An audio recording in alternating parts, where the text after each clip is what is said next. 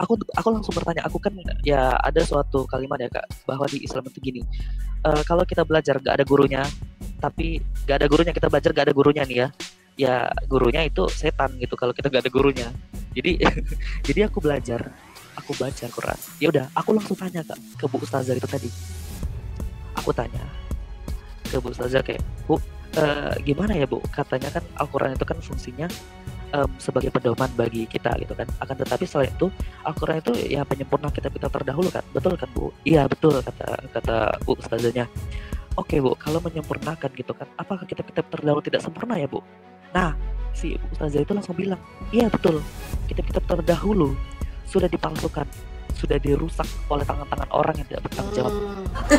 Ini yang dicekokin sama ulama-ulama kalian kepada saudara-saudara muslim kita. Kasus yang itu loh, Quran itu loh. Oh iya. Iya ya. Sebenarnya itu yang pencipta atau makhluk itulah intinya ya. Betul. Iya, jadi sebenarnya kalau kita lihat ya pertanyaan dari saudara-saudara muslim kita itu, sebenarnya apa yang saya lakukan itu secara etika keliru ya. Jadi secara live saya minta maaf juga buat teman-teman muslim atas mungkin saya ataupun teman-teman lainnya. Saya rasa bantuan logika juga sudah meminta maaf ya kepada saudara-saudara Kristen kita. Karena apa, pada dasarnya memang ini adalah buku yang kalian sucikan gitu betul, ya. Betul. Tapi kenapa teman-teman Kristen itu memotong-motong video itu sehingga membuatnya menjadi satu yang heboh ya. Yeah. Tapi memang Injil kebenaran itu harus diberitakan secara terbuka ya. Makanya teman-teman di sini pastor-pastor pembina Al-Hayat Indonesia ya. Al-Hayat Indonesia itu tidak berdiri sendiri teman-teman. Jadi pelayanan saya itu bukan satu pelayanan yang liar ya, atau tidak dinaungi dan tidak dimentori. Pelayanan saya itu mempunyai penasihat-penasihat, mentor-mentor. Nah, ketika saya pun dipotong videonya ya, kemudian dikatakan wah Sofiatul menginjak Al-Quran dan sebagainya, kemudian di framing ya gitu, terutama teman-teman Kristen sendiri pun banyak yang melakukan framing. Maksudnya mereka nggak tahu dialognya itu seperti apa pada waktu itu ya.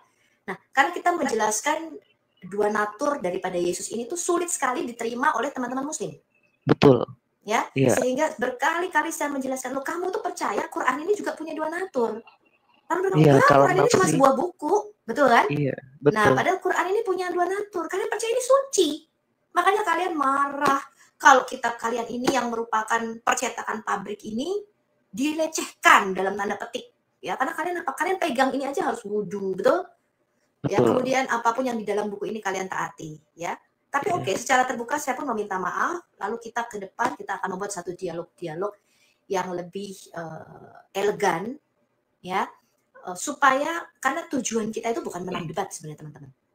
Ya, saya sudah mengatakan bahwa saya bukan berdebat, makanya saya nggak masuk ke komal-komal pendekar cadar hitam, ya kan? Pendekar wifi naja. Untuk apa? Setiap hari kerjaannya debat.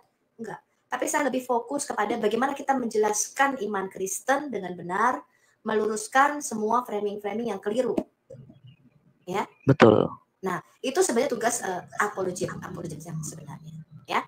But anyway, selamat buat kamu yang sekarang ini udah menerima Tuhan Yesus.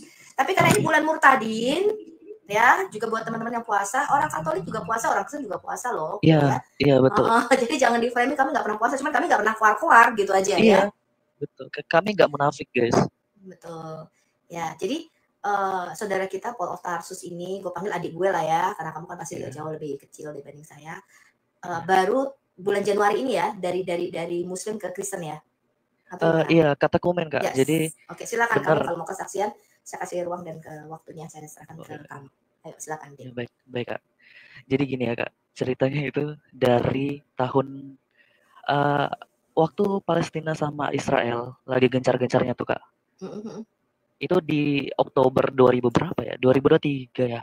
Itu beneran 2023 kan Kak?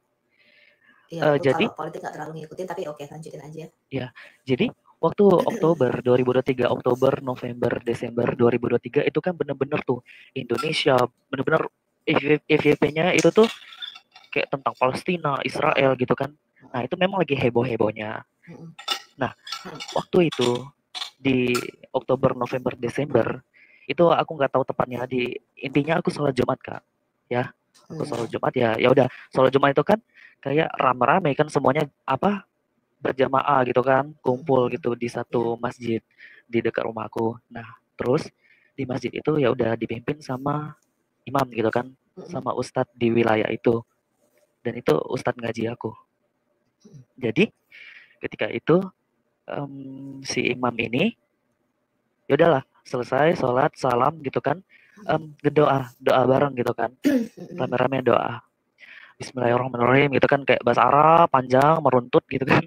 Ya. Mhm. Nah, pas pas akhir-akhir gitu si imamnya ini doa tapi pakai bahasa Indonesia. Mmm. Mhm. Tiba-tiba pakai bahasa Indonesia gitu. Jadi kayak apa ya yang aku mungkin ya yang aku pikir-pikirin mungkin kenapa pakai bahasa Indonesia Mhm. supaya jemaat atau para makmum ini denger gitu dan tahu isi doanya gitu kan kayak mengaminkan banget gitu. Mhm. Nah, jadi doanya nih gini ya, Kak. Seingat aku gini, ya Allah gitu kan, ya Aziz yang Maha Perkasa gitu kan. Tunjukkanlah keperkasaanmu, laknatullah bagi umat Yahudi, Israel, Oh, langsung Zionis gitu kan. melaknat ini ya? Iya, Doanya mengutuk gitu ya, melaknat ya. betul. Jadi kayak Oke, oke. kaum kafir, laknatullah gitu kan, terkutuklah gitu kan kayak gimana ya? Ya Allah, Engkaulah yang Maha Kuasa, Engkaulah yang Maha Perkasa gitu kan. Mhm. Mhm. Tunjukkanlah kekuasaanmu gitu kan, bla bla segala macam. Intinya Mhm. melaknat, mencelakai, doa-doa yang mencelakai, Mhm. mencerca, mencaci segala macam ya Kak. Hal-hal yang jahat gitu. Nah, di situ posisinya ya udah aku masih muslim gitu kan. Nah, Mhm. aku tuh kaget si imam itu ngedoa gitu. Jadi kayak Mmm. aku tersentak batin aku, hah kok gini Mhm. gitu kan. Mhm. Nah, aku gimana ya, mulai batin aku tuh kayak apa ya, menolak gitu. Di situ aku nggak mau mengaminkan Kak. Mhm. Nah, nah padahal ya ya udah kan sebagai seorang muslim kan kita itu sama apa harus ngedukung gitu kan Itu tahun yang 2000 berapa? 2023 ya? iya Berarti masih baru-baru 2023 ya? iya Masih 3 Oktober gitu tahun kan lalu. Oktober iya jadi di situ aku bertolak banget apa yang dikatakan sama si imam atau si ustadz itu pemimpin sholat Jumat pada hari itu soalnya Mhm. doa-doanya itu yang kayak gitu laknatullah gitu kan terlaknatlah umat Mhm. Yahudi Israel Zionis gitu kan Mhm. nah di situ aku langsung doa pribadi Kak doa pribadi jadi aku doa kayak gini ya Allah gitu kan Mhm. Engkaulah yang Maha Pengasih lagi Maha Penyayang. Engkau Ar-Rahman Ar-Rahim gitu. Pastilah Engkau ingin umat manusia ini berdamai gitu kan. Intinya gitu aku doa. Mhm. Engkau tidak menginginkan pertumpahan darah di dunia ini ya Allah gitu kan. Engkau Maha Pengasih Maha Penyayang. Ya Allah semoga umat maupun di Israel dan di Palestina gitu. Mhm. Mereka eh, mereka Engkau damaikan gitu. Ya.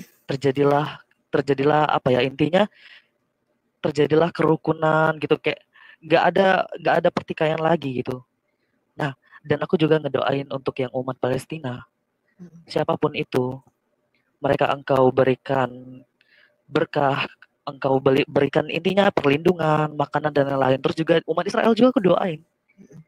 Karena ya Kak, aku berpikir di saat itu, ini itu bukan soal agama gitu. Ini itu soal politik dan yang aku tekankan itu nilai kemanusiaan itu bukan dilihat dari agamanya, Mhm. tapi dilihat siapapun yang terkena yang terkena kesengsaraan atau yang ada kematian itu harus kita dukung gitu maupun di Palestina juga kena dan Israel pun kena Betul. ya kan ini nih cuman masalah senjatanya doang yang kuat dan bentengnya gitu ini bener-bener buat aku kayak tersentak di situ kan kayak Mhm. karena si imam ini doain yang kayak gitu Kak. Mhm. Jadi itu, pertama kali kamu mulai memikirkan kembali Iya, tentang memikirkan. iman kamu, gitu ya? Iya. Iya, Kenapa aku dalam doa langsung itu iya, malah kita justru betul. mengutuk bukan memberkati gitu ya? Iya, betul, bukan memberkati. Dan aku bertolak belakang karena ya bismillahirrahmanirrahim gitu. Allah itu memiliki nama yang Maha Pengasih lagi Maha Penyayang gitu kan. Mhm. Tiadalah mungkin Allah itu membiarkan pertumpahan darah, kerusakan dan segala macam Oke. terjadi pada manusia. Nah, di situ ya ya udah aku pulang dari masjid itu, Mhm. aku masih kayak aku sambil apa ya istilahnya istighfar gitu kan, astagfirullahalazim gitu kan Mhm. eee, kenapa ya seluruh umat itu mengaminkan hal itu gitu. Sedangkan Mhm. kenapa aku sendirian yang kayak menolak gitu kan. aku yang salah atau gimana ya. Nah, aku di sini ya Kak, tiba-tiba gak tahu kenapa, apa ya, jiwa spirit atau jiwa spiritual Islam aku itu tuh meningkat Kak. Aku jadi lebih semangat dalam hal apa, ingin memperdalam Islam aku lagi, gitu. Karena ya selama ini ya Kak, disclaimer, aku itu emang dari TK, dari kecil itu memang dididik keras oleh keluarga aku untuk bisa ngaji. Nah, untuk bisa ngaji, bisa ngebaca bahasa Arab dengan fasih gitu kan. Tajwidnya harus bener, panjang pendek segala macam, dengung dan lain-lain gitu kan. Jadi hal-hal yang kayak apa ya, dalam sholat aku ngerti Kak gerakan-gerakan sholat. Aku paham dari takbiratul ihram sampai ke salam. Nah, tapi dalam sampai dari TK sampai aku SMA itu aku cuman membeo Kak, kayak burung beo. Jadi kamu ketika kamu mengaji, kamu baca Quran tuh sebenarnya kamu nggak ngerti artinya ya? Iya, betul, nggak ngerti artinya. Dan aku pun sholat itu cuman gerakan-gerakan, kayak komat kamit, kayak membeo, tapi aku nggak ngerti maknanya gitu dalam sholat itu. Gitu loh. Jadi gimana ya, selama aku sholat gitu, aku tuh nggak bisa secara terhubung atau apa, mengkoneksikan diri aku ke pencipta gitu, ke sang pencipta. Jadi aku kayak rutinitas aja, tradisi gitu kan, rutinitas kegiatan kayak gitu. Jadi bener-bener ya, aku di situ kayaknya aku benar-benar harus secara sempurna nih gitu kan. Aku harus mempelajari lagi mulai dari nol gitu kan. Jadi aku memutuskan pada saat itu ya udah, mulai sekarang aku kayak baca Quran dan juga aku ngeliat terjemahannya Kak. Nah, aku baca Quran ngeliat terjemahannya. Nah, aku baca lagi dari surah Al-Fatihah Kak.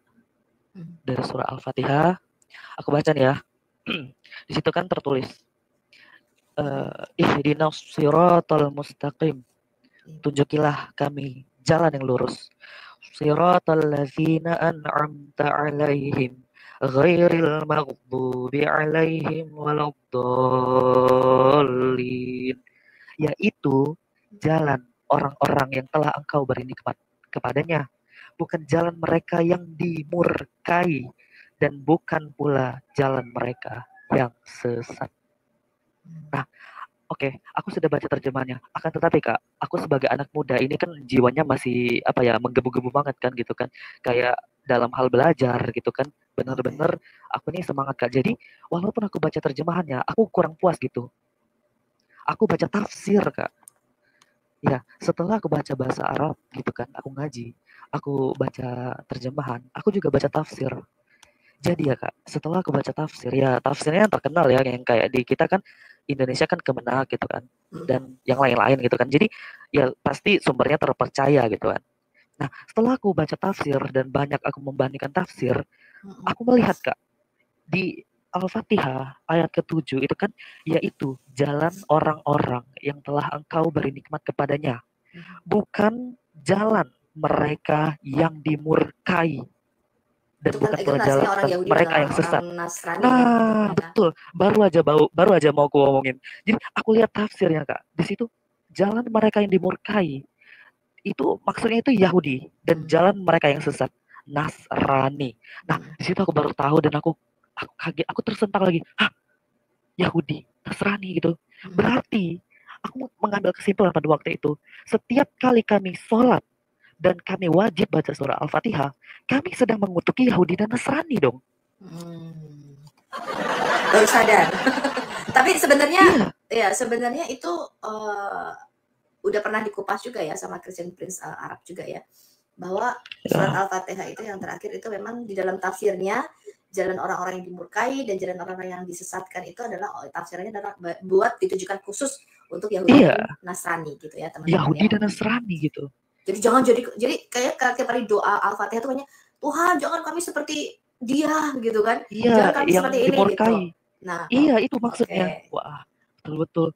Jadi ini aku kaget, Kak. titik kedua kamu mulai menyadari apa nih gitu kan, mulai memikirkan kembali nih Iya, kepercayaan apa? kamu terhadap Islam.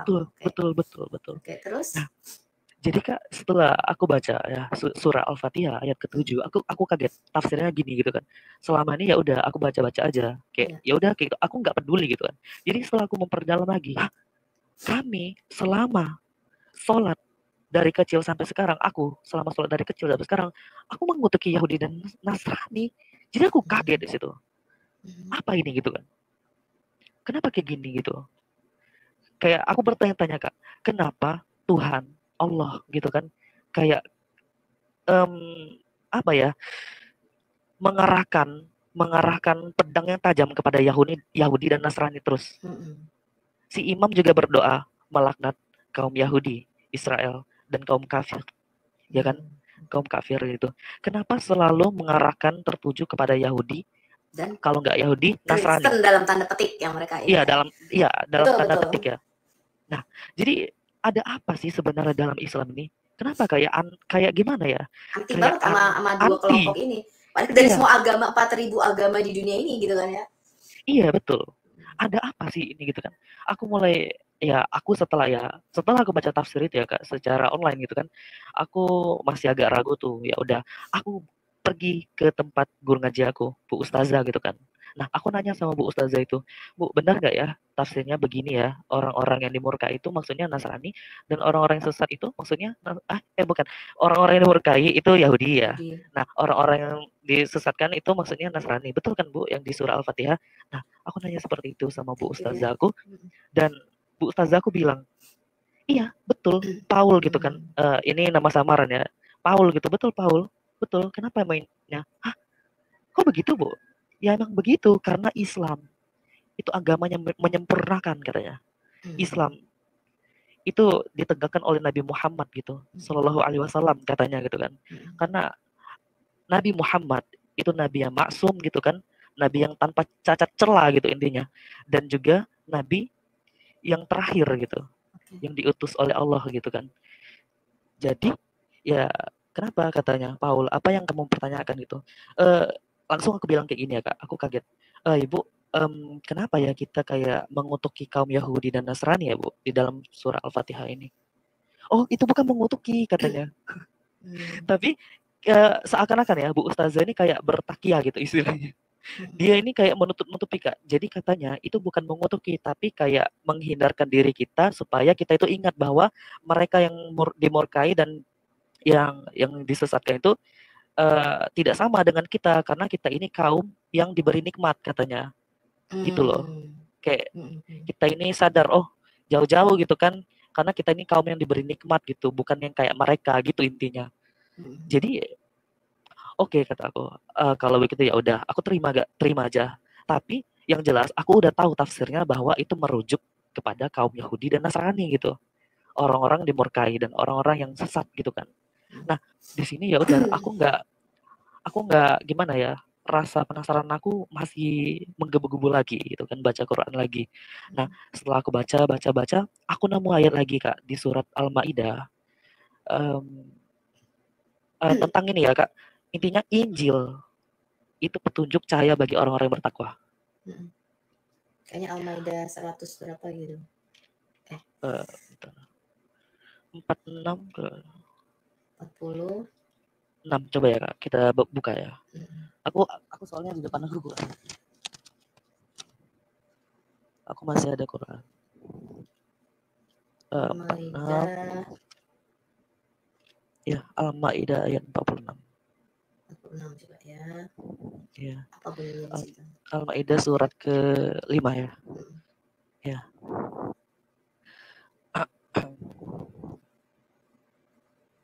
Nah, sini ya. Oke. وقفينا على آثارهم بعيسى ابن مريم مصدقا لما بين يديه من التوراة وآتيناه الإنجيل فيه هدى ونور ومصدقا لما بين يديه من التوراة وهدى وموعظة للمتقين. Bacaannya saya nggak ngerti itu. Bener apa nggak nih teman-teman? Ini dikepokin dulu nih.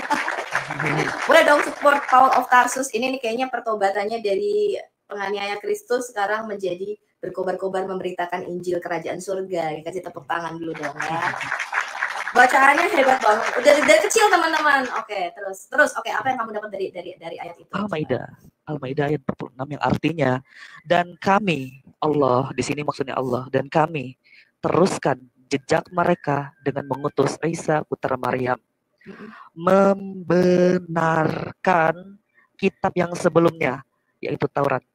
Dan kami ya menurunkan Injil kepadanya, yaitu kepada Isa. Di dalamnya terdapat petunjuk dan cahaya, dan membenarkan kitab yang sebelumnya, yaitu Taurat, dan sebagai petunjuk serta pengajaran untuk orang-orang yang bertakwa. Nah, jadi Kak, kayak gini ya. Betul, ini aku udah cocokin juga nih ayatnya. Ayo, terus. Ya, Quran itu kan katanya menyempurnakan, betul kan Kak? Kata Bu Ustazah itu juga Quran itu ya salah satu fungsi gitu kan, fungsinya itu pedoman bagi umat Islam gitu kan. Akan tetapi fungsi yang lain gitu menyempurnakan gitu. Yang setelah aku pelajari dari kecil, dari TK, SD, SMP, SMA, itu kami kayak diajarin bahwa kami itu mengimani gitu kan, rukun iman gitu, iman kepada Allah, kepada para malaikat, kepada kitab-kitab Allah. Nah, rukun iman kepada kitab-kitab Allah ini kami mengimani bahwa iya, bahwa kami percaya kitab Taurat ini perspektif Islam ya. Karena beda ya. Maksudnya gini, Taurat, kitab Taurat itu diturunkan gitu. Buk gitu kan, diturunkan kepada Nabi Musa alaihi salam. Kitab Zabur atau yang aku udah ketahuin Mazmur itu diturunkan kepada Nabi Daud. Sedangkan kitab Injil ya diturunkan kepada Nabi Isa alaihi salam, Isa al-Masih. Ya, nanti itu kita harus ini muslim percayai sebenarnya gitu kan. Iya, Masuk salah satu rukun iya. iman, kamu percaya pada kitabullah yaitu Taurat, Zabur, dan Injil. Tapi kalau kita tanya, Injil. bukan Injil yang kita Apa? pegang ini, Iya. gitu kan. Iya. Injil yang mana? Kalau gitu, ya muslim nggak bisa ngomong. Oke, terus lanjut. Nah, kan Al-Quran itu mengklaim bahwa Al-Quran itu penyempurna gitu, menyempurnakan kitab-kitab terdahulu. Ya. Nah, setelah aku baca gitu kan, Al-Quran, semua ayat di Quran, di setiap titik komanya nggak ada kata membenarkan, nggak ada kata menyempurnakan. Yang ada adalah membenarkan. Kakak tahu nggak perbedaan antara membenarkan dan menyempurnakan? Iya benar. Kalau membenarkan itu nanti mengkonfirmasi atau menguatkan. Iya. Tapi justru kadang orang-orang diverifikasi. Iya, orang-orang muslim itu memplesetkan kata membenarkan itu dengan cara, oh tadinya salah, keliru, lalu dibikin betul. Itu nggak benar ya teman-teman ya? Oh, enggak sih. Iya, membenarkan itu artinya ya mengkuatkan, mengkonfirmasi bahwa kitab Taurat, apa yang ada di dalam isi kitab Taurat, Mazmur dan itu betul. Benar. Itu dari Tuhan gitu loh teman-teman. Dari Allah gitu. Betul.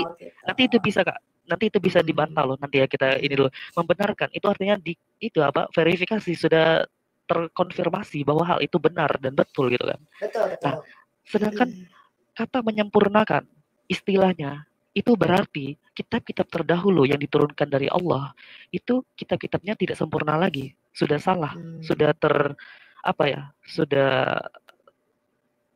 sudah rusak istilahnya gitu. Nah, jadi kayak gitu aku kaget.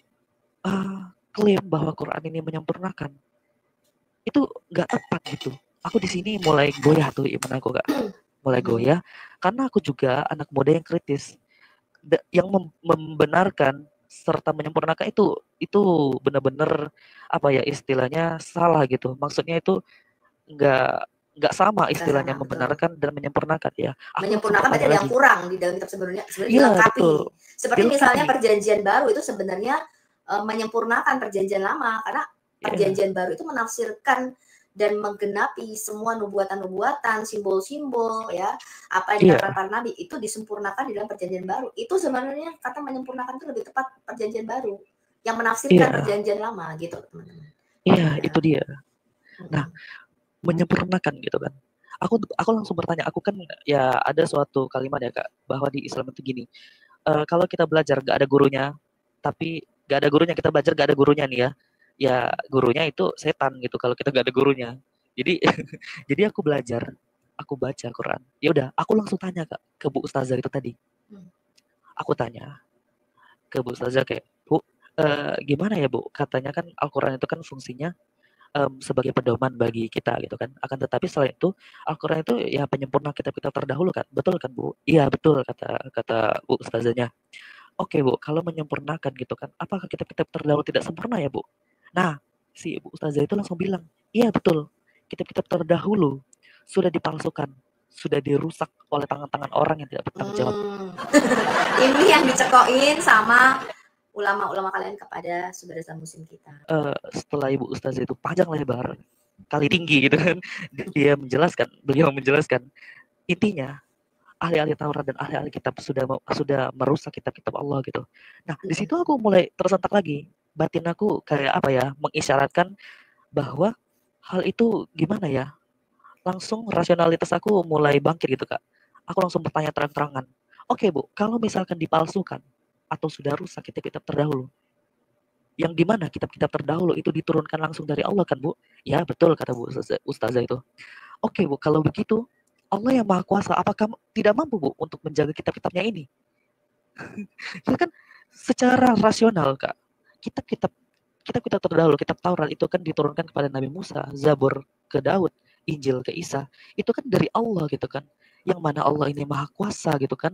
Dan kemahakuasaan Allah ini pasti bisa menjaga kitab-kitabnya sendiri, kitab-kitab suci ini. Akan tetapi, kenapa tiba-tiba Allah itu tidak bisa menjaga kitab-kitab ini gitu kan? Kenapa tiba-tiba ada manusia-manusia yang tidak bertanggung jawab yang katanya sudah memalsukan, sudah mengkotori ayat-ayat suci di dalam kitab-kitab terdahulu gitu? Nah, di situ Bu Ustazah itu langsung kayak diam ya Kak.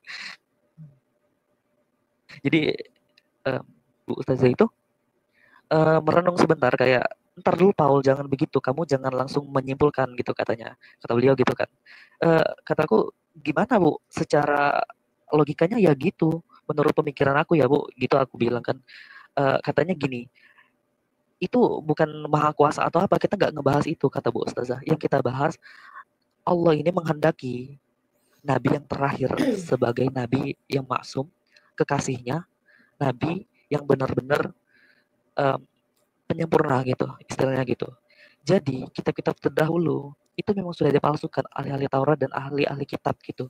Akan tetapi dengan kedatangan sang baginda ini adalah pembawa rahmatan lil alamin gitu, rahmat bagi alam semesta. Intinya gitu. Bu Ustazah itu berputar-putar keliling tawaf kayak gitu ya, kayak gitu. Beliau apa ya? Beliau menjabarkan gitu kan. Jadi aku di situ kaget. Oke, ya udah aku di situ pulang. Aku di rumah, aku bertanya-tanya lagi di batin aku. Kalau begitu, aku masih kurang puas Kak dengan jawaban Bu Ustazah itu. Karena aku berpikir, Allah sudah menurunkan kitab-kitabnya yang terdahulu. Mana mungkin Allah yang Maha Kuasa tidak sanggup untuk menjaga kitab-kitabnya sendiri. Berarti ya Kak, berarti dapat ditarik kesimpulan bahwa ahli-ahli Taurat dan ahli-ahli kitab itu lebih kuasa daripada Tuhan negeri Mekah ini dong. Daripada Allah Subhanahu wa taala ini dong. Gimana kan?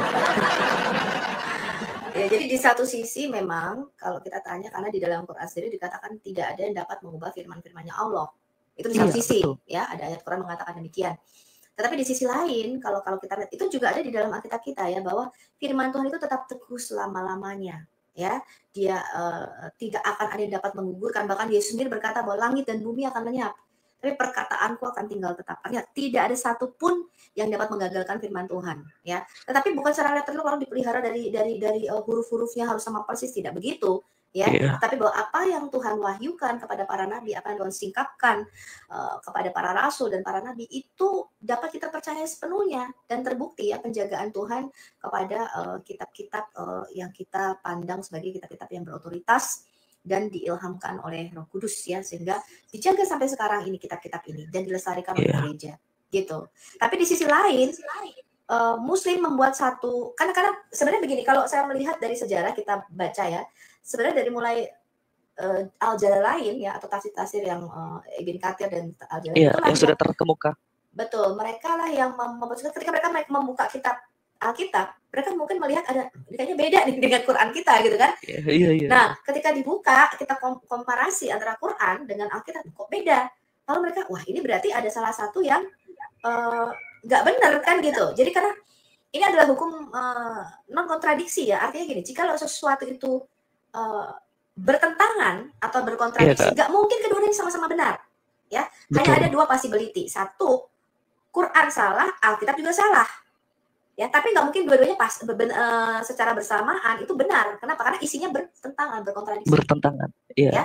Atau kalau Alkitab itu benar, berarti Quran yang keliru.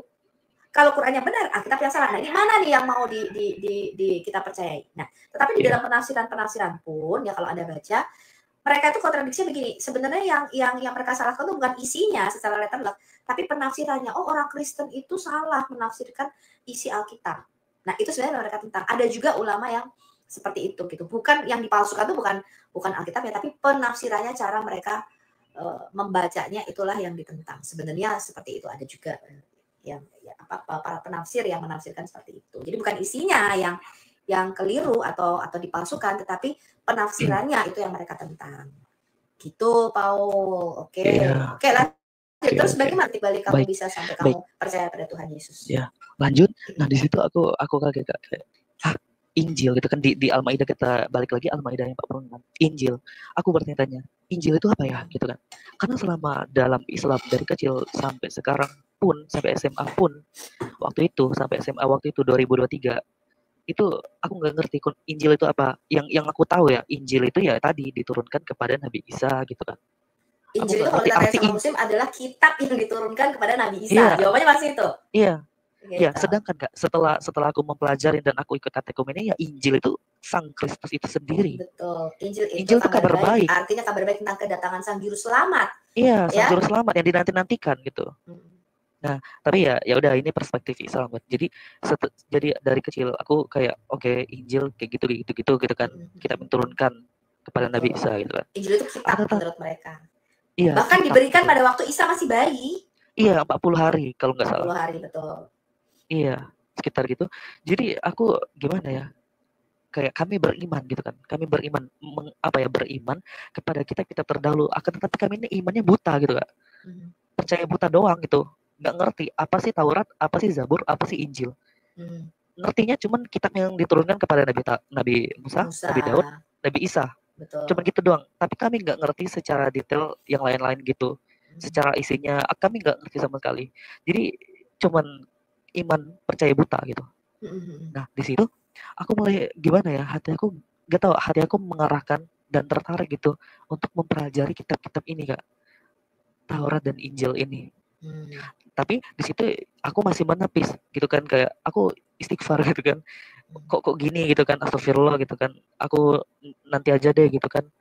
Kayaknya aku bakalan gimana gitu kan. Ya udah, aku lanjut aja baca gitu kan Quran. Ya udah, aku baca kan, Kak. Banyak sekali yang aku baca.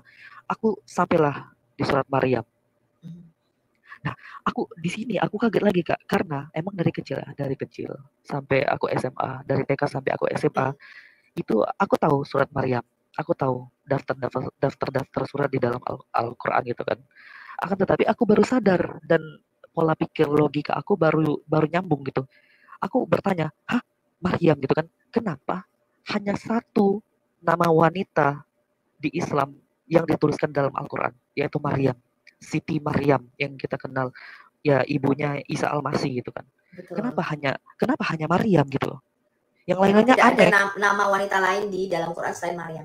Nama Hawa pun nggak ada ya teman-teman di dalam Quran. Iya. Teman-teman perlu tahu. Maksudku gini, Kak, kalau misalkan wanita istimewa misalkan Khadijah, Aisyah gitu kan, dan beberapa istri-istri Nabi sang baginda itu beserta gundik-gundiknya gitu kan, kenapa nggak ada namanya di dalam Al-Quran? Kenapa hanya Maryam gitu?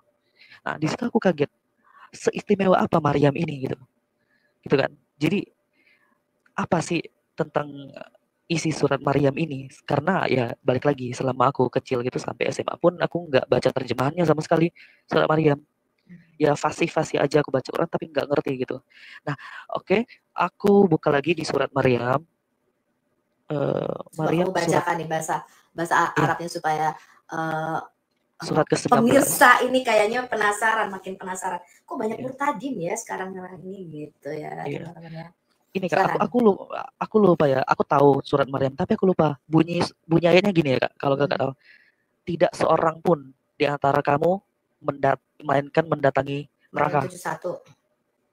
Bentar. Maryam 71. Di situ aku kaget, bentar ya. Nanti aku jelasin kenapa aku kaget. Sekarang nih tafsirannya udah diganti, melewati. Oh, bentar ya. Oke, Maryam 71. Melewati dalam kurung jembatan Siratal Mustaqim. Udah dibangun jembatannya Menak ya teman-teman. Baru tahun berapa kemarin? tahun lalu ya, apa 2024 apa 2023 ya dibangun jembatan. Ini oke. Aku dapat Kak. Hmm. Oke, beginilah ya. Aku baca dalam bahasa Arab. Wa in minkum illa wariduha kana ala rabbika hatman maqdiya. Yang artinya, dan tidak ada seorang pun di antara kamu yang tidak mendatanginya neraka. Hal itu bagi Tuhanmu adalah suatu ketentuan yang sudah ditetapkan. Aku baru tahu Kak, aku baru tahu ayat ini. Selama aku dari TK sampai SMA aku baru tahu ayat ini. Bertahun-tahun aku baru tahu ayat ini. Karena apa? Karena langsung ya, kami itu diajarin bahwa setiap orang yang jihad fisabilillah, jihad di jalan Allah itu langsung masuk surga gitu, tanpa hisab.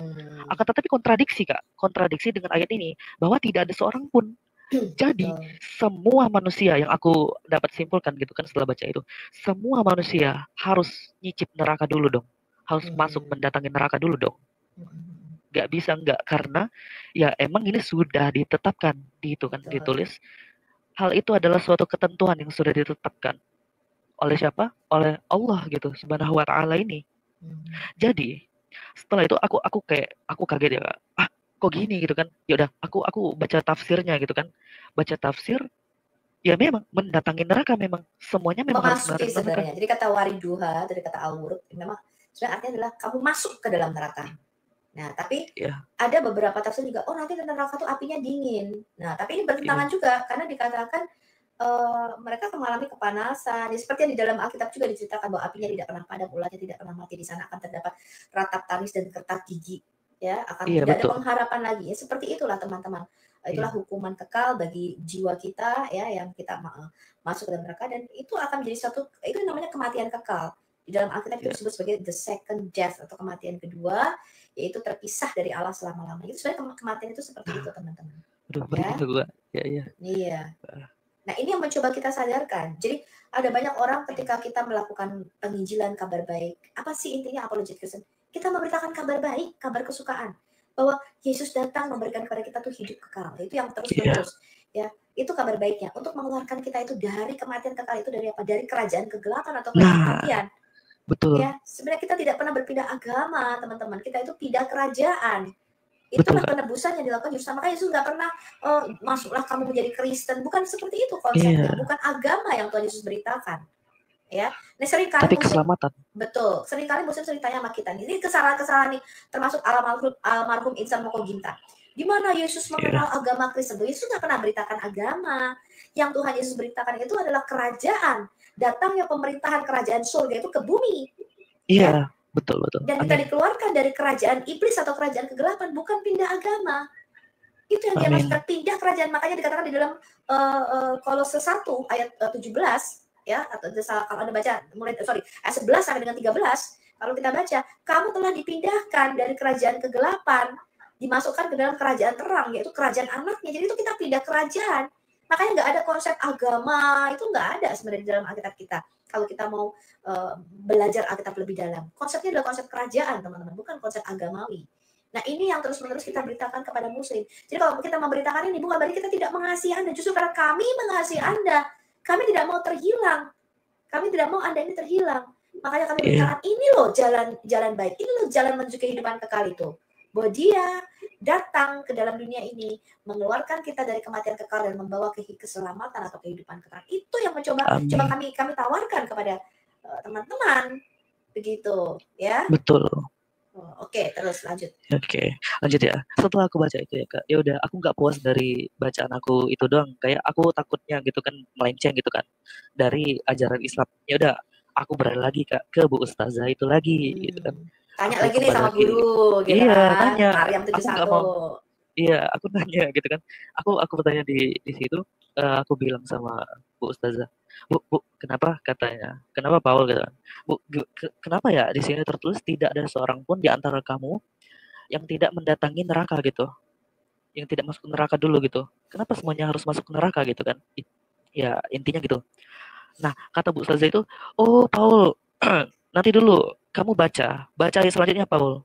"Oh, oke Bu, oke, aku baca ya." Aku baca gitu kan. Dan kemudian kami akan menyelamatkan orang-orang yang bertakwa dan membiarkan orang-orang yang zalim di dalam neraka dalam keadaan berlutut. Nah, oke, di situ Bu Ustazah aku ngejelasin gini ya Pak Ul. Memang semua manusia itu mendatangi neraka gitu. Tapi akan diselamatkan. Kamu baca ayat selanjutnya gitu kan. Kamu jangan mengambil kesimpulan langsung mentah-mentah gitu. Kamu baca ayat selanjutnya. Nah ya Kak. Oke, terus? Ya, jadi setelah aku baca itu dan ya udah, aku di situ kayak oke, aku mikir akan tetapi ya udah gitu kan aku terima gitu. Terus aku pulang ke rumah dan aku kepikiran lagi Kak, tiba-tiba gimana ya, hati nurani batin aku ini kayak ngasih sebuah ide di pikiran aku gitu kan. Di batin aku tuh kayak bilang gini, kalau misalkan semua manusia masuk ke neraka terlebih dahulu, di manakah Allah yang Maha Baik, Allah yang Maha Pengasih dan Maha Penyayang itu? Kenapa sampai murka Allah turun atas semua manusia? Kenapa Allah sampai murka dan menakdirkan semua manusia itu masuk neraka gitu. Nah, di situ aku yang udah sampai rumah, aku langsung berbalik lagi Kak. Aku langsung ke tempat Bu Ustazah itu lagi, ke rumah beliau. Aku apa? Aku bertanya lagi sama beliau, aku mendatangi beliau, aku bilang kayak gini, "Bu, maaf Bu, ya kenapa lagi Paul?" gitu kan. Dia sambil ketawa kan beliau ketawa gitu kan. Gini Bu, aku kepikiran lagi, kalau misalkan Allah itu Maha Baik, Allah itu Maha Pengasih dan Maha Penyayang, Ar-Rahman, Ar-Rahim gitu. Kenapa manusia ditakdirkan untuk masuk neraka semuanya gitu? Semuanya loh Bu ini. Gitu kan. Tidak ada seorang pun loh, tidak ada seorang pun di antara kamu gitu yang mendatangi neraka itu. Kenapa Bu hal ini terjadi? Astaga gitu kan kayak kayak Bu Ustazah bilang astagfirullah Paul, kamu tuh baca ayat selanjutnya. Orang-orang bertakwa yang akan diselamatkan gitu. Nah, di situ gimana? Aku tanpa berpikir panjang Kak, aku langsung ngomong gitu kan. Kayak ada yang mengarahkan aku di hati aku. Kalau begitu, aku langsung ngomong gini. Kalau begitu, demikian terjadinya. Kenapa manusia yang sempurna ini, manusia yang diciptakan sempurna ini harus mendatangi neraka gitu.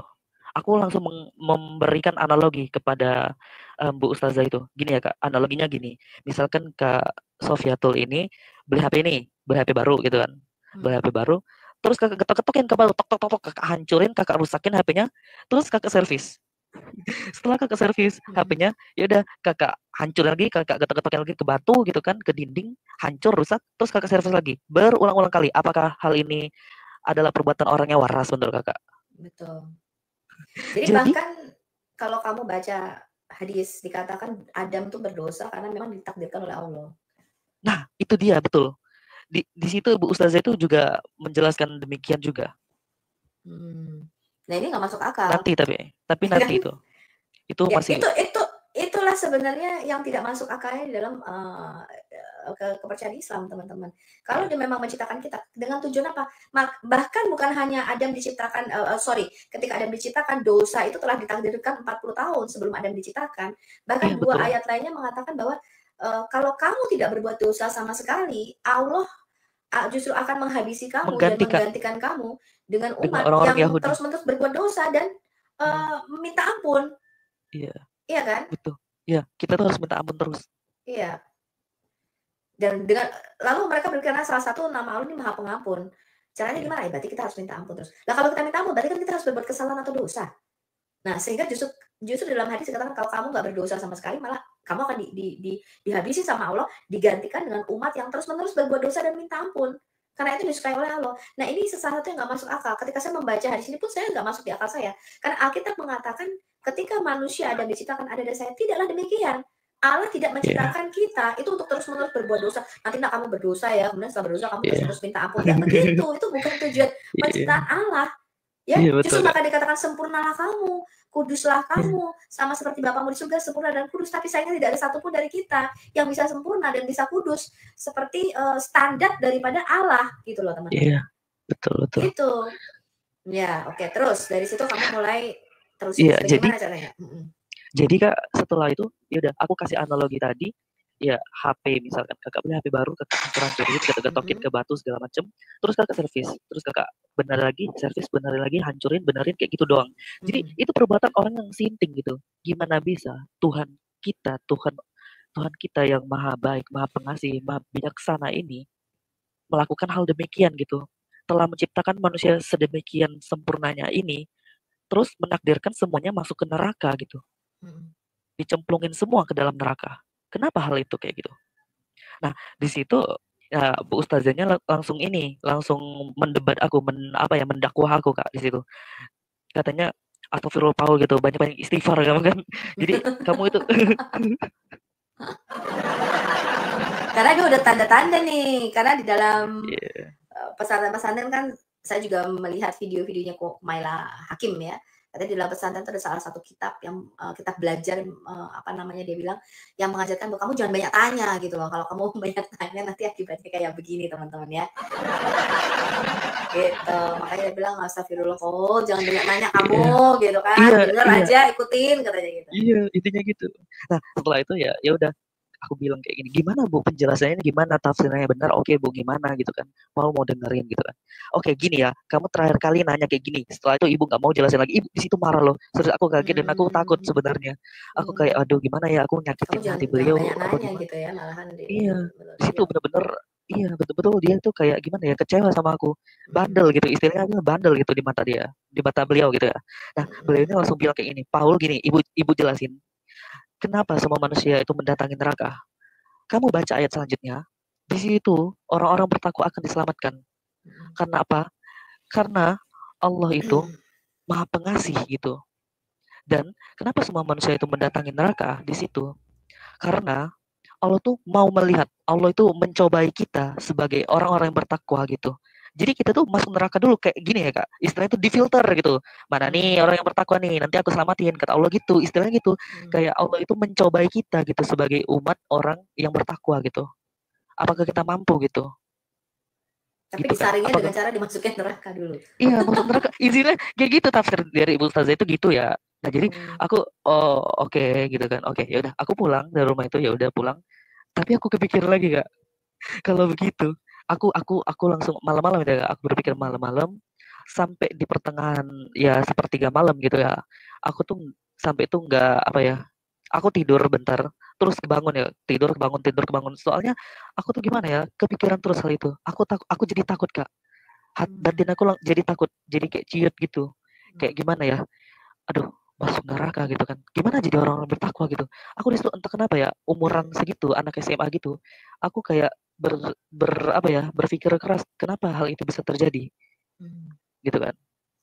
Nah, setelah itu yang kita baca tadi di Al-Maidah tadi, aku langsung nggak tahu ya, hati aku tuh langsung mengarahkan aku ke situ Kak. Tiba-tiba aku teringat bahwa di surah Al-Maidah itu tertulis Injil itu adalah petunjuk, cahaya, serta pengajaran bagi orang-orang yang bertakwa. Nah, di situ aku langsung, hah, Injil, gitu kan? Aku kaget lagi dan lagi Injil gitu. Sebelumnya aku mau mencoba buka Alkitab gitu kan. Tapi aku masih astagfirullah gitu kan waktu tadi kan aku jelasin kayak ih kenapa gitu kan pikiran aku kenapa ke situ kan. Nah, ini yang kedua kalinya aku berpikiran ke situ lagi, Kak. Karena aku tuh penasaran gitu kan. Ada apa dengan Injil ini gitu? Apa itu Injil gitu? Karena itu pengajaran bagi orang-orang yang bertakwa gitu. Nah, di situ aku mulai ya udah gitu kan aku langsung sholat dari situ kan sholat tahajud di sepertiga malam. Aku sholat, aku benar-benar berusaha untuk khusyuk gitu kan, mendekatkan lagi kepada Allah gitu kan, doa gitu. Aku doa tapi dalam bahasa Indonesia ya. Maksud aku ya biar aku bisa mengungkapkan hati aku, isi batin aku kayak aku doa gitu. Ya Allah gitu kan. Engkaulah yang bisa memberi aku petunjuk gitu. Berikanlah aku istilahnya berikanlah aku hikmatmu gitu kan agar aku bisa mengetahui apa makna ini sebenarnya gitu kenapa aku memikirkan hal ini gitu terusan aku berpikir hal ini di situ aku sampai nangis Kak aku sampai sujud nangis gitu kan ya udah aku habis itu aku tidur dan ya berhari-hari kemudian aku baca lagi di Maryam itu tadi setelah aku baca lagi, aku masih kepikiran gitu, apa mungkin ya aku harus buka Alkitab gitu? Hmm. Karena aku tahu yang kami tahu dulunya, orang Kristen itu cuman punya kitab Injil. Yang Hmm. kami tahu orang Islam tuh. Soalnya ya Injil itu dipegang oleh orang Kristen yang kami tahu gitu. Jadi aku pikir Injil, apa ya Injil itu? Aku penasaran, Kak. Ya, aku kan posisinya muslim waktu itu. Aku download download di Play Store, aku download gitu kan. Aplikasi Alkitab gitu. Aku download itu. Aku nggak ngerti, Kak. Itu kan banyak banget gitu kan. Kitabnya. Segala macam. Iya, banyak banget. Nah, aku scroll-scroll gitu kan, yang mana yang harus aku baca gitu. Aku Jadi kamu kira nggak ngerti mana di kitabnya iya, banyak banget. iya, yang mana gitu kan. Jadi aku nggak ngerti, Perjanjian lama aku perjanjian baru juga kamu belum tahu waktu itu ya mungkin aku ya. belum tahu sama sekali, bukan mungkin, memang belum tahu sama sekali, Kak, dari nol banget. Jadi, yang mana ya, Wahyu, ini Wahyu apa gitu kan. Aku kira, Kak, bacanya itu dari Wahyu, soalnya dari Oke. sebelah kanan kayak Quran. Nah, ini berkali-kali yang sering saya sampaikan juga ya. Jadi bacanya kalau Alkitab dari kiri ke kanan, teman-teman, dari Kejadian sampai Wahyu, bukan Iya. dari Wahyu sampai Kejadian ya, kebalik namanya ya. Iya. Nah, jadi Nah, pengalamannya Paul, bacanya dari kanan ke kiri bukan, Kak, belum. kayak Quran. Iya, belum Waktu itu kamu belum aku berpikir, baca. kayaknya bacanya dari Iya, belakang ke depan nih kayak iya, gitu ya. iya kayak gitu. Tapi ya udah, aku bukan anak muda yang lolol gitu kan istilahnya, Kak. Jadi aku mencari lagi, aku searching di Google. Gimana ya caranya gini gitu kan. Aku baca, aku lihat kitab yang pertama itu ya kitab Kejadian gitu. Oke. Yang di mana kitab Kejadian? Yang pasti kitab pertama gitu kan. Aku harus bacanya dari yang pertama dong. Aku langsung berpikir gitu, dan dijelaskan juga di dalam Google itu bahwa ya kitab Kejadian adalah istilahnya gini, kitab Kitab Taurat. Kejadian adalah bagian dari kitab Taurat yang ada di Perjanjian Lama gitu kan. Aku berpikir Perjanjian Lama apa, Taurat Musa itu apa gitu kan. Ada berapa Taurat Musa gitu, aku nggak ngerti. Dan Perjanjian Lama itu apa gitu kan. Ya udah, aku baca aja. Oke, dari Kejadian gitu kan. Oke, aku baca, aku buka. Aku buka di Kejadian, Kak. Di situ aku shock, benar-benar aku kaget, Kak. Aku langsung Kagetnya apa tuh? tersentuh kayak aku langsung sujud, Kak. Aku langsung sujud di situ. Karena apa? Kita buka di Kejadian 1. Plot twist banget ini, Kak. Kejadian 1. Bahwa Allah melihat bahwa semuanya itu baik. Jadi di Kejadian 1, Allah menciptakan langit dan bumi. Judul perikopnya itu. Betul. Allah menciptakan langit dan bumi serta isinya. Itu Allah melihat bahwa semuanya itu baik. Semuanya itu baik, baik, baik, baik, baik. Dan ya, pada hari yang ke-6, Allah menciptakan manusia menurut gambar dan rupanya. Menurut gambar dan rupa, Allah menciptakan manusia itu. Di situ aku kaget. Aku kayak sujud gitu kan. Sujud mencium Alkitabnya, aku sujud di Alkitabnya, aku bilang, aku langsung mengosongkan diri di situ, Kak. Aku benar-benar kayak gelas yang kosong gitu kan. Aku langsung bilang, ya Tuhan, Tuhan yang ada di Alkitab ini. Aku langsung bilang gitu, Kak. Entah kenapa ya. Tuhan yang ada di Alkitab ini. Aku nggak memakai Allah lagi gitu kan, subhanahu wa ta'ala segala macam, enggak lagi. Tuhan di dalam Alkitab ini. Aku mohon gitu kan. Kenapa Engkau menuliskan bahwa Engkau melihat semuanya itu baik. Allah melihat bahwa semuanya itu baik. Sedangkan di dalam Quranku, aku tidak pernah melihat ayat ini gitu. Engkau menciptakan semuanya itu baik. Akan tetapi kenapa kontradiksi? Ya Tuhan gitu kan. Kenapa di dunia ini segala macam sakit penyakit, kejahatan, pelecehan seksual segala macam, pencabulan, pembegalan, pembulian, pembunuhan, dan lain-lain kejahatan itu ada. Semuanya. Kemiskinan, ketidakadilan, korupsi, di Indonesia ini. Sakit penyakit. Iya, sakit penyakit. Iya. Itu pertanyaan aku dulu, Paul. Kan aku berkali-kali kan kesaksian ketika orang memberitakan Yesus itu Tuhan itu baik sih. Kalau Tuhan baik, kenapa orang suka bully saya gitu loh? Kenapa orang jahat? Mulutnya tukang fitnah, tukang gosip, tukang bohong, membuli saya. Kemudian saya juga tidak berasal dari keluarga yang kaya raya, betul? Dengan susah payah, ada kemiskinan. Itu saya lihat di depan mata saya. Saya hanya melihat ketidakbaikan, kejahatan. Ya, apalagi sekarang ini dunia, waduh, makin kacau, orang makin jahat. Ya, kenapa Tuhan membiarkan semua ini kalau memang dia baik? Itu pertanyaan saya dulu. Kenapa ada sakit penyakit? Betul nggak? Iya, betul. Itu yang kita tanyakan. Kenapa nggak baca Alkitab, teman-teman? Iya. Gitu. Ya, terus. Nah, di Kejadian 1 itu aku langsung nangis, Kak. Aku mencium Alkitab, aku sujud langsung kan. Di HP aku. Ya, maksudnya Alkitab ya secara online gitu kan. Sampai nangis-nangis di depan HP. Aku cium.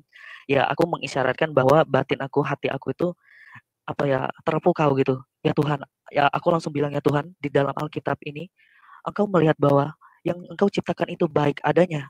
Engkau menciptakan manusia ini menurut gambar dan rupamu, yang artinya ya merefleksikan kemuliaan Engkau itu sendiri, kemuliaan Allah gitu." Betul. Nah, jadi aku tuh terpukau dan aku tuh bertanya-tanya itu, "Ya Tuhan, kenapa di dalam Al-Qur'an?" Karena di situ nggak tahu ya, Kak, aku tuh posisinya agnostik sementara atau gimana ya. Soalnya aku membandingkan juga, aku bilang gini, "Ya Tuhan, kenapa di satu sisi tertulis bahwa semua manusia masuk neraka gitu, mendatangi neraka. Kenapa?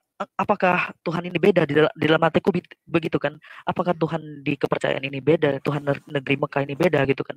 Aku kaget gitu kan, kayak kenapa Tuhan di Alkitab ini menciptakan melihat bahwa semuanya itu baik gitu. Dan aku di situ nangis. Ya udah, berhari-hari kemudian aku baca lagi ya, Kak. Kemudian di Kejadian 2 aku buka lagi tuh. Aku, apa, pengen lagi gitu, mengulik lagi gitu kan. Aku mengulik lagi di Kejadian 2, aku lebih kaget lagi, Kak. Di ayat bentar, aku kebetulan udah ada Alkitab ya. Eee, nah, ayat 16 dan 17. Kejadian 2 ayat 16 dan 17.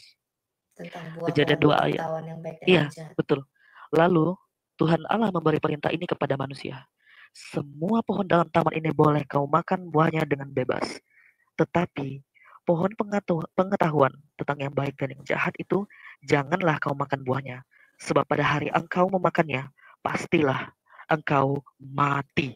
Di situ, hah, mati. Aku kaget, Kak. Di situ bener-bener aku kaget lagi. Badan aku tersentak lagi. Karena setahu aku, Kak, setiap yang bernyawa itu pasti akan mati di dalam Islam. Ya maka itu kalau saya tanya sama orang muslim begitu. Kalau saya tanya sama Ya, orang muslim, kenapa sih manusia harus mati? nah, Ya Bu itu dia. Sofi, semua yang bernyawa harus Bernyawa mati.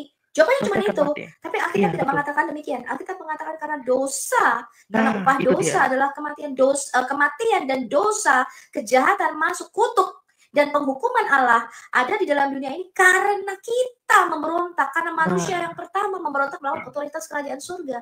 Nah, ini tidak dimengerti gitu. nah, iya. Karena itu kalian nggak bakal paham pengorbanan Yesus Kristus di atas kayu salib. Kenapa? Karena sumber penyakitnya pun kalian nggak paham. Dari mana asal dosa, dari mana asal kematian.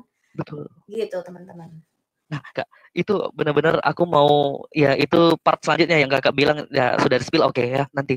Ini ketika itu aku melihatkan bahwa aku melihat di kejadian 2 tadi, semua pohon dalam taman ini boleh kau makan buahnya dengan bebas, tetapi pohon pengetahuan tentang yang baik dan yang jahat itu janganlah kau makan buahnya. Sebab pada hari engkau memakannya pasti engkau mati. Aku kaget di situ. Aku langsung tersentak gitu. Aku bertanya-tanya, "Hah, mati gitu?" Aku di situ, di titik itu aku dapat menyimpulkan bahwa oh, oke. Berarti kematian itu tidak diciptakan oleh Allah gitu, tidak diciptakan oleh Tuhan gitu kan. Kenapa ini Bukan tidak diciptakan, bertentangan? tidak ditakdirkan. Jadi Iya, kematian itu tidak ada, ditentukan. betul. Tetapi belum dipasang sengatnya. Ini istilah Alkitab, Iya, gitu betul. ya. Dipasang sengatnya itu artinya apa? Kematian itu belum diberi kuasa atas Adam selama Adam tidak jatuh dalam dosa. Begitu Adam jatuh dalam dosa, maka kematian ini dipasang sengatnya, ada diberi kuasa oleh Tuhan. Nah, maka di 1 Korintus 15 ayat 56 Rasul Paulus mengatakan begini, semua kita itu sebenarnya apa? Seumur hidupnya takut akan kematian, betul? Iya, Karena kita betul. nggak tahu akan kemana setelah kita mati, ya.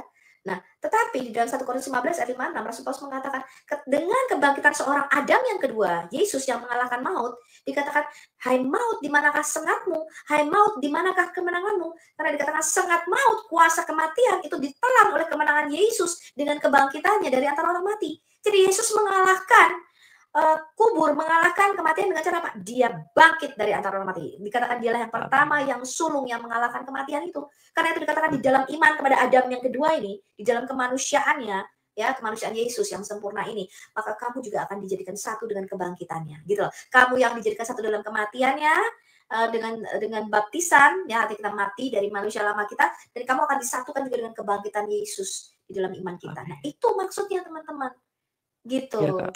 Iya, Nah, oke. jadi setelah aku baca itu ya, Kak, manusia itu bakalan mati setelah makan buah pohon pengetahuan yang baik dan jahat itu. Aku Ya. kaget di situ. Berarti manusia itu pada mulanya emang hidup hidup kekal gitu. Di sini kan tertulis gitu kan, tidak mati gitu kan. Intinya ketika kamu makan itu pasti kamu mati, berarti sebelumnya nggak mati dong. Dan itu belum ditetapkan tadi yang kata kakak tadi bener. Dan situ aku bener-bener, hah, ini gimana ya gitu. Aku masih bertanya-tanya gitu kan. Ini apa maksudnya gitu kan. Sebenarnya konsep Tapi ini juga ada dalam Quran loh, Paul. ya, Karena menurut Quran kan Adam yang pertama diciptakan di surga katanya gitu kan. Di iya jannah betul. maksudnya. Dan di Iya di sana nggak ada jannah. kematian kan. Iya betul. Nah, kemudian ketika Adam itu karena berdosa kemudian dibuang ke bumi menurut Iya Quran ada kan baru tertulis disitulah anak cucunya mengalami kematian, mati, tapi nggak dijelasin. penderitaan. Nah, cuman secara karena mereka memang kalau nggak pernah baca, kayak kamu juga nggak tahu Iya, artinya dan tidak pernah iya, merenungkan itu karena nggak tahu artinya. iya. Pokoknya yang Betul penting Kak. ngapalin panjang pendeknya, tajwidnya. Ya kan Bu Sofi Iya, kalau baca kurang dengungannya. panjang, kurang pendek nadanya kan gitu. Iya, Iya, itu sebenarnya yang difokuskan. Ya, oke. iya. Terus. Nah, ya udah aku nggak berhenti sampai situ. Aku baca lagi Kak di Kejadian 3. Judul perikapnya manusia jatuh ke dalam dosa. Nah, yang aku kaget lagi dan plot twist dan sampai saat itu aku benar-benar menyatakan diri gitu kan, mendeklarasikan diri ya. Aku percaya pada Tuhan di Alkitab ini. Nah, jadi awalnya gini, Kejadian 3 aku baca ya Kak, di Kejadian 3 ayat ke-16, Kejadian 3 ayat 16. Firman-Nya kepada perempuan itu, susah payahmu waktu mengandung akan kubuat sangat banyak. Dengan kesakitan engkau akan melahirkan anakmu. Namun engkau akan birahi kepada suamimu dan ia akan berkuasa atasmu. Lalu firman-Nya kepada manusia itu, karena engkau mendengarkan perkataan istrimu dan memakan dari buah pohon yang telah kuperintahkan kepadamu, jangan makan daripadanya, maka terkutuklah tanah seumur hidupmu. Terkutuklah tanah karena engkau Ya, terkutuklah dengan tanah karena bersusah engkau dengan payah. bersusah payah, ya, dengan bersusah payah engkau akan Engkau mencari akan mencari rezekimu rezekimu dari tanah seumur seumur hidupmu. hidupmu. Nah, Semak duri dan rumput semak duri. duri, Dan ini kutuk ya. Ini mulai kutuk ya, dan penghakiman Allah. Inilah yang nah di itu dia, dalam ini Paul di dalam Roma 8 ayat 1 dan 2. Jadi gini, Muslim itu punya ide begini. Apa sih yang ditebus Yesus? Dia pikir yang ditebus Yesus dosa perbuatan. Oh, kita ya, berzina, kita mencuri, kita apa namanya membunuh. Enak dong, kamu boleh berbuat dosa seenak-enaknya karena ditebus Yesus. betul, Bukan itu. Yang iya ditebus Yesus betul, ini loh dosa asal, yaitu kutuk dosa dan asal, penghakiman Allah di dalam Roma 8 ayat 1 dan 2. Dikatakan the curse and condemnation. Kutuk dan penghukuman Allah inilah yang ditebus Yesus. Maka dikatakan betul, di Galatia 3 ayat 13 ini sering juga ditwist ya sama apologet Islam. Yesus menjadi kutuk. Yesus itu mati terkutuk. Loh, Yesus itu menggantikan kita. iya, Kenapa? yang Karena dia terkutuk ini, menanggung kutuk kita inilah yang dikutuk Tuhan. betul, iya Kamu dan betul Kak, saya ini loh dikutuk jadi miskin, susah payah. Makanya apa? Lu susah sakit, payah, sakit penyakit ada. Kita sebenarnya dan dikatakan dosa dan kutuk kita lah yang ditanggung Yesus. Dan Galatia 3 ayat 13 dia menjadi kutuk bagi kita karena dikatakan terkutuklah orang yang tidak bisa melakukan hukum Taurat. Hukum Taurat itu menguatkan hukum dosa dan kematian yang sudah ada di dalam Kejadian 2 ayat 17 ini. Ya,